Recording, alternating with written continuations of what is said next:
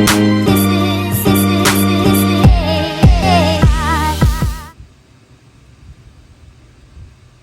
morning, everyone. Welcome back to our channel. And good morning, everyone. Bakit yung ulit mo? Wala, kasi akala ko hindi pa nagre-record. Good morning. Morning. Right now, it is 6:30 a.m. And sabay kami ni Kat ngayong umaga. Yeah, Kasi nag-drive kami. Kasi mamaya pupunta kami ng dealership. oo. Kasi magpapagas kami. Sa dealership kami magpapagas. True. So this is a bit awkward kasi hindi kami nag-daily vlog for so long. Yeah. So yeah, kamusta kayo lahat? Kumusta? So medyo na busy lang. True. And mga pangyayari sa buhay kaya wala kaming vlog. Yeah, but we'll talk about it soon enough. So ayun na nga guys, papunta na kami sa work ngayon, 6:30. Kasi The past few days pala, heat wave dito sa Vancouver. So it's been mga 32 degrees sa hapon and sa gabi. It's pretty hot. totoo. Pakita namin sa inyo yung bahay namin kasi nilagyan So, namin ng foil yung ano. So nung una, nakaset up yung aircon namin sa sala. Kaso pag natutulog kami sa kwarto, ang init. So may isang gabi na dun kami sa sala natulog. And then nung nung isang araw lang napag-decide ni Kim na ilipat yung aircon. Kasi pag ililipat yun, medyo mahirap kasi yung setup ng window namin para sa vent or para sa hose ng AC medyo mahirap. Nasa taas. So mas siya, Hindi abot ng hose ng aircon. So kailangan pa namin i-arrange yung room para masuportan yung AC kasi kailangan namin siya ilagay sa table talaga. But mamaya ipapakita namin sa inyo pag uwi namin sa bahay. So yes! Kumusta kayong lahat guys? Kumusta ang ating... Almost Friday. I mean, siguro paglabas na to Friday na. But long weekend this weekend. Anong gagawin? Anong balak nyo guys? Anong gagawin nyo? Sa atin lang ata ang long weekend. Busy? Kasi busy day? Hindi ko alam. But yes, long weekend, antabayanan nyo po yung mga vlogs namin kasi may mga gagawin po tayo na mga activities. Yeah, I guess we're back to vlogging. We just took a break. Yeah, nag-break lang kami guys kasi alam niyo yun, yung parang after bumalik ni Kim sa New York, medyo pagoda. Tapos ako din, medyo na-busy din sa work. So, hindi kami nakapag-vlog, naiwan namin. And welcome sa mga bago nating subscribers! Kumusta kayong lahat? True. So, pasensya na yung natin, yung about sa buhay Vancouver natin na daily vlog. Hindi kami nakapag-vlog for the past 3 weeks ba? Tama ba? But now we're back. We're back, guys. True. And first of all, shout out to the Carino family. Yes, Kuya Mark, Dinosaur sa Atilani. Kumusta kayong lahat dyan? And then, so we've been watching a lot of vlogs because we haven't been vlogging. Parang pag uwi namin, yun na lang yung naano namin. And Tinitingnan, then, pinapanood. yeah. So, fully updated kami sa lahat. Like, sa Ninya Rayos, Beck and Kai, Ninyarayos, Beck and Kai, Alit family, Team Suleiman. Carino family. Yeah. So, dahil wala kami masyadong ginagawa. Yun na lang, nanonood kami ng mga vlogs niyong lahat. Ay, hindi naman lahat, yung mga mention namin mostly. So, yeah. And Wilma's Life. Wilma's Life, yes. So, yes. Nandun yung lola ko sa Wilma's Life. out pala kay Ate Neri, kay Miss Neri na kasama ko dati sa work na I have a clip. I'll put it right here.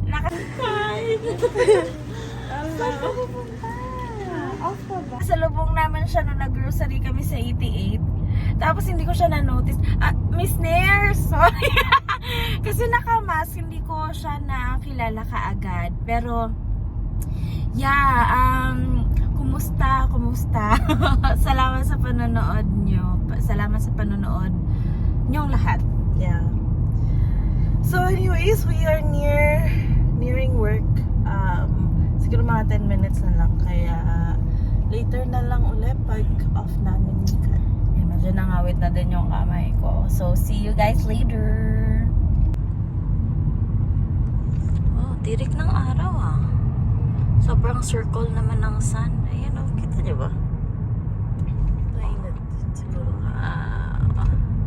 That's the sun.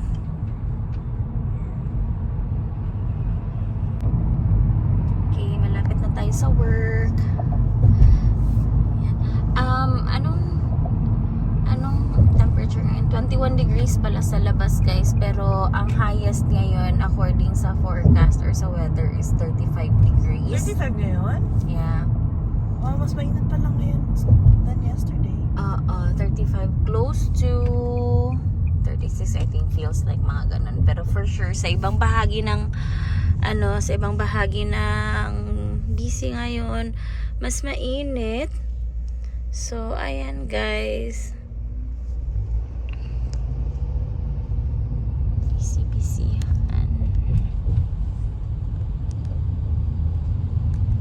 So bayad ko lang ng parking. Mahal ng parking. Dati lang 17.80 or something. Ngayon 18.80 na. Nagmahal siya ng $1. And that is why we don't drive to work. Kasi yung mahal na ng parking. Anyways, ito na nga. See you later. Hi everyone. Why is it so blurry? Anyways, it's 11:30 and I'm just going across the street to buy lunch because I'm so hungry. It's pretty early. Hello, so we forgot to vlog at the end of our workday. Right now it's probably 5 o'clock. Probably 5 o'clock. We are at Aberdeen Mall in Richmond. Tapos na, uy, may Tokyo Beauty na dito. Anyways, kakatapos lang namin sa Nissan. Nagpagas kami doon sa Nissan. And then now we are here for Omomo. Omomo ba yun? Yeah, Omomo. For some things. And then parang mall to sa Philippines, yung mga wala masyadong brands. Anyways, we're just gonna go around and show you around the mall. Ito siya. Ayan o. Malaki siya, pero puro parang independent businesses.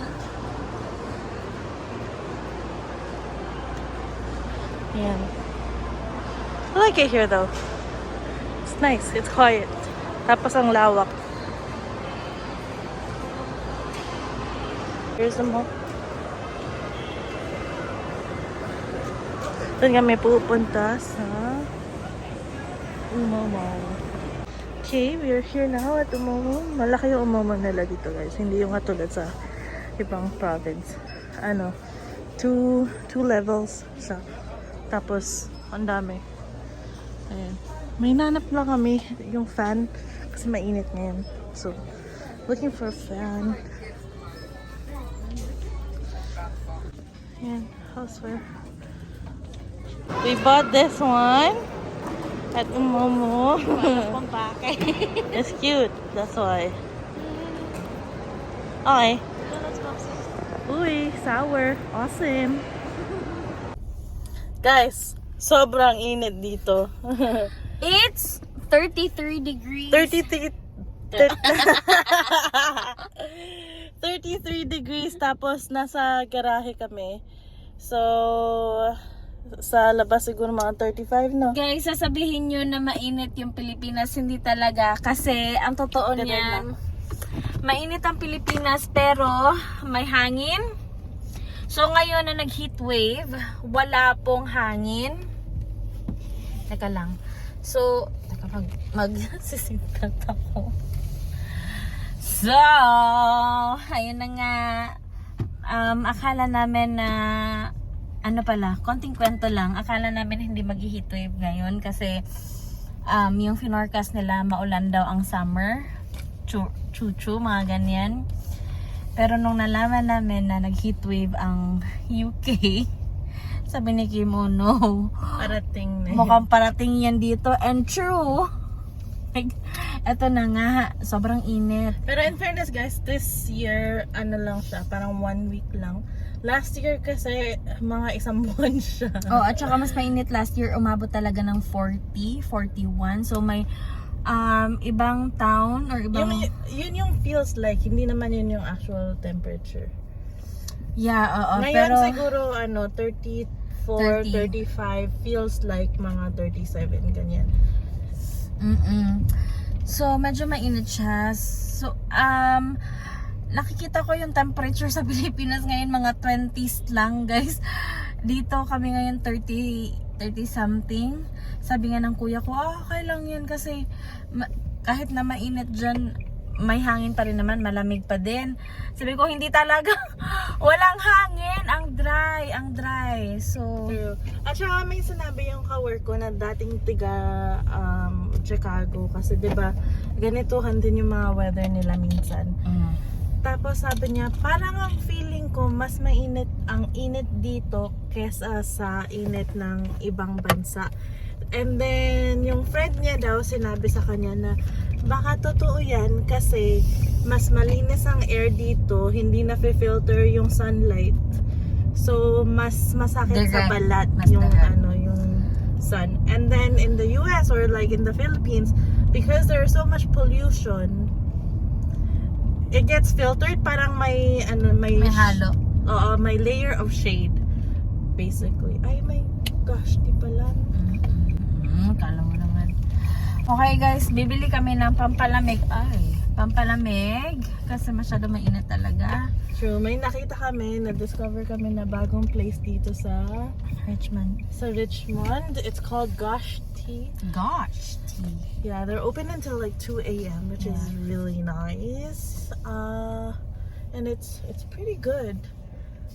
Good enough for us to come back to. So okay. So, bibili muna kami guys. Papakita namin sa inyo yung loob actually. This is what we bought. Diba? Cute. It's 32 degrees right now. 32 ba?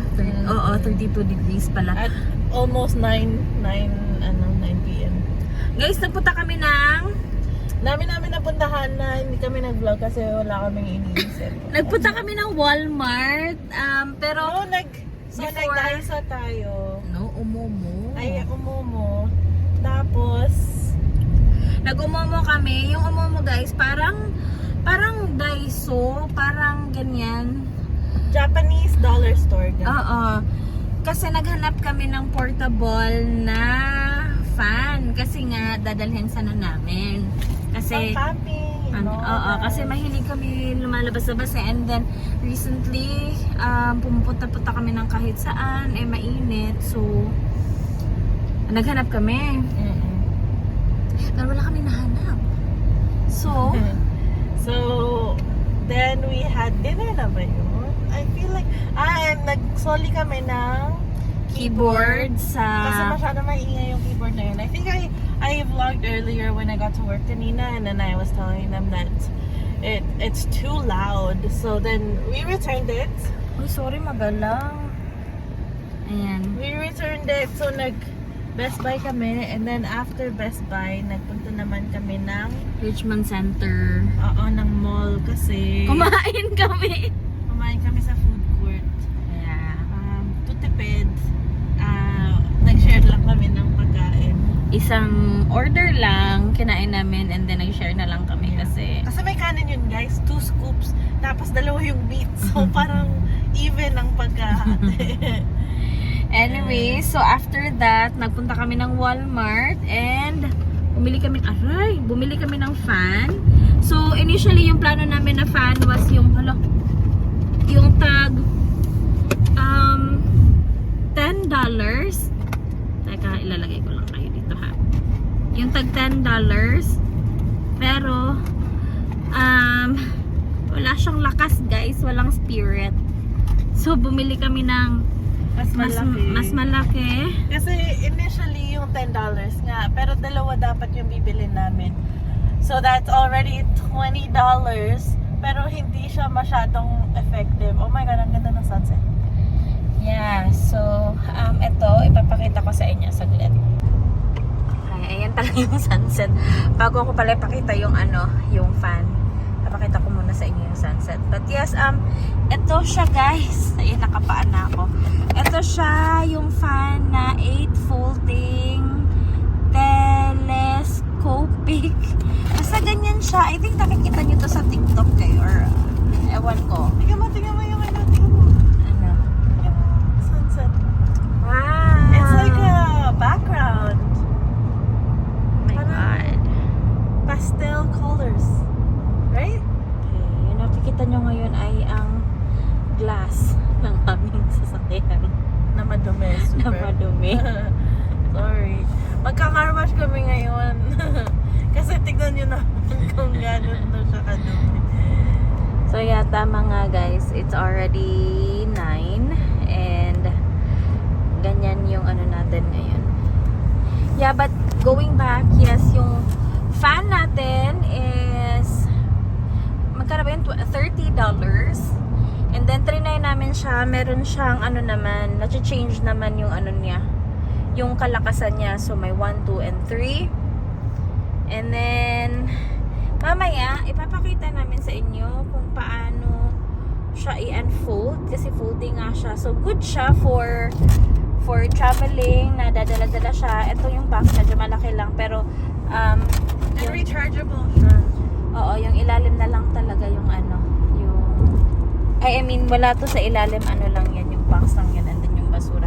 Mamaya ipapakita namin yan sa inyo. Tignan mo yung view, tignan. Wow, naman. Wow, ang ganda talaga ng mountains and then the sky. And then look at that. I know. Wow! Do you see the sun? It's so orange over there. Yeah. Oh my God! Wow, that's amazing. Right? Kita mo ba nandun? Yeah. Ayan wala, palabas pa lang siya. I think it's Yeah, already siguro, like setting. oo. But look at the mountains also on that side. So nice. So good. Para siyang background. Ayan, para kita nyo. Ayan. Kabuuan ng view na kami nakikita ngayon. So this is anong bridge to? Basta sa Richmond na bridge. So magalaw ang camera natin ngayon kasi wala kaming bit-bit na yung DJI namin. Hindi na namin nagagamit yun baka nga lowbat na yun. Oh yeah. Kasi hindi kami, ang tagal na namin hindi nagba-vlog talaga gaya na minensyon namin sa inyo kanina. But yeah. Trying to get back in it. Yeah, so for sure naman mag-update kami, mag-upload kami ng mga updates pa din naman kasi I think okay. Kasi I think okay naman na kami ngayon. So I think okay naman na kami ngayon. Hindi na masyadong busy. So magbabalik na tayo sa regular program. pagba-vlog. Medyo kanina lang kasi nakakalimutan namin kasi ayan po ulit-ulit yung sinasabi ko. Nakalimutan namin na babalik na pala kami sa pag-vlog. So yeah.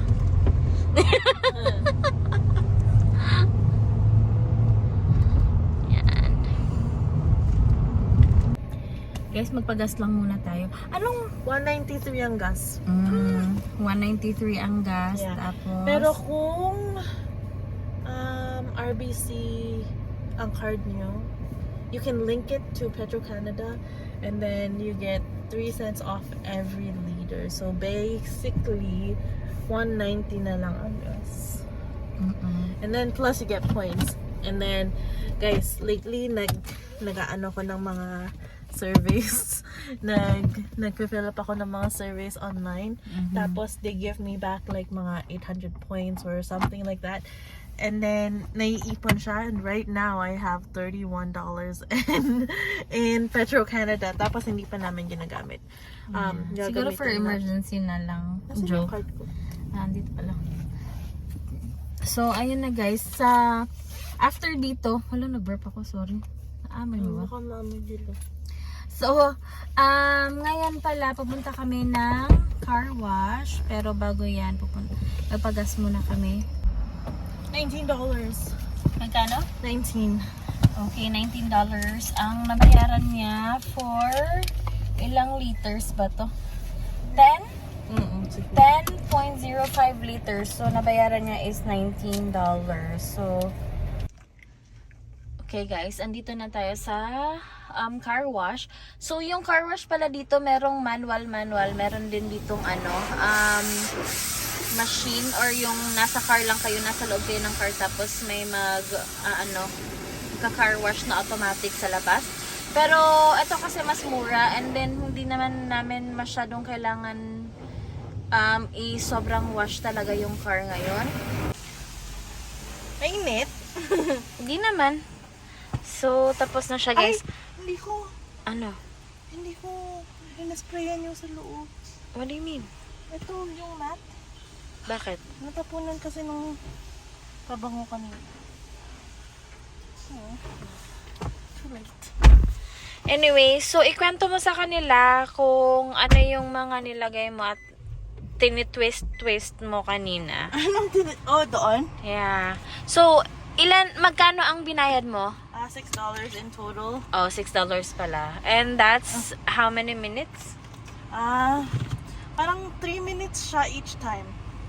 3 minutes each time, so you mean? 10 minutes in total.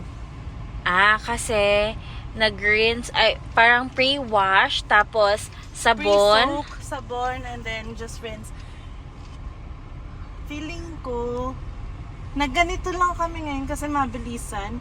Pero, alam nyo, feeling ko, Aray ko. sulit yung yung binabayaran namin dun sa colorful na wash. Kasi, super dali niya lang gawin. And then, super linis din. So, Totoo. Ngayon kasi kailangan namin na mabilisan lang na wash. yeah, kasi And mas mura din. Yeah. Yeah. But, tapos na tayo. And then ngayon, Uuwi na kami finally. uwi na kami guys. It's Kasi been a long day. work pag bukas, parang feeling namin ang dami naming ginawa today. Okay guys, see ya sa bahay. Sorry, ayan pala 9:30 na, pero ayan, medyo maliwanag pa. Yes, see ya. Okay, so we have arrived home actually an hour ago.